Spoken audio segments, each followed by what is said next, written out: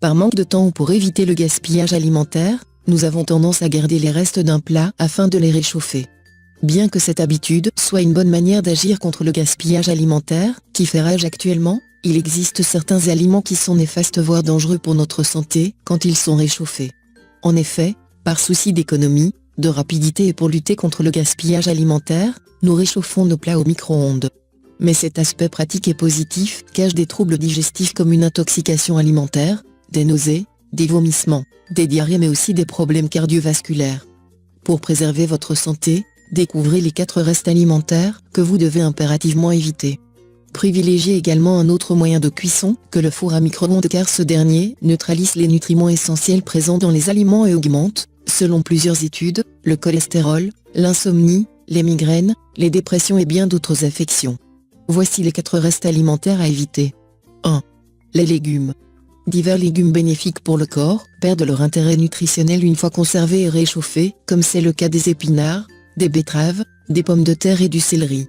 En effet, ils ont une forte teneur en nitrates inoffensives mais qui se transforment en nitrites et en nitrosamines et deviennent néfastes pour l'organisme. En outre, lorsqu'ils sont laissés à température ambiante, ces légumes subissent une prolifération de bactéries, également à l'origine de cette transformation cancérigène.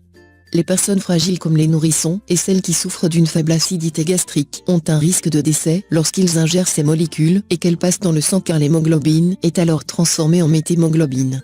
Cela entraîne une réduction de l'oxygénation du sang conduisant à l'asphyxie mortelle. Que faire? Veillez donc à conserver vos légumes directement après leur cuisson à une température inférieure à 5 degrés Celsius afin d'éviter la prolifération des bactéries et consommez-les de préférence froids le lendemain. Le mieux reste de doser raisonnablement les quantités de légumes afin d'éviter les restes. 2. Les huiles végétales. Faire frire les huiles végétales favorise la libération de composés toxiques.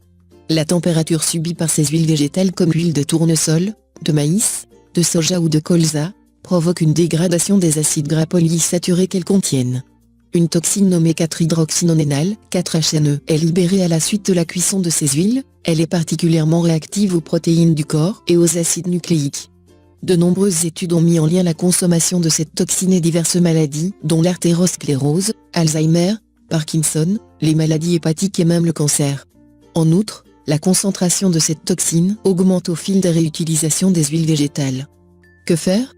Premièrement, évitez la cuisson sous forme de friture qui s'avère particulièrement grasse et ensuite, privilégiez l'huile d'olive qui, d'après une même étude, présente le plus faible taux de toxicité.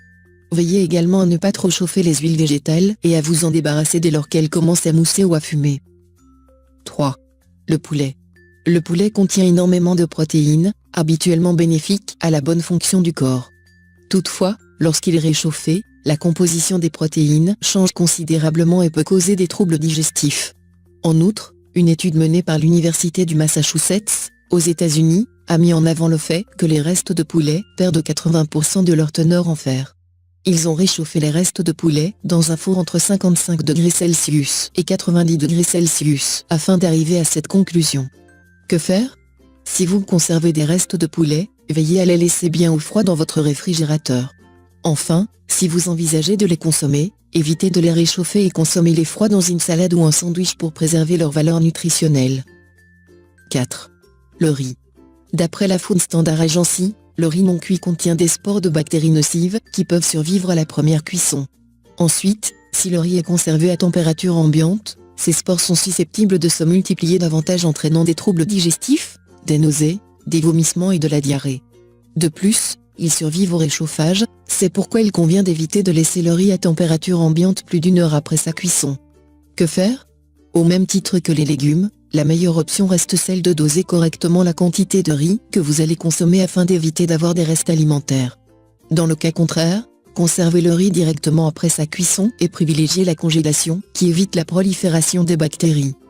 C'est fini pour ce tuto, n'oubliez pas de mettre un j'aime, partager ma vidéo sur les réseaux sociaux, ou de s'abonner à ma chaîne. Au revoir et à bientôt.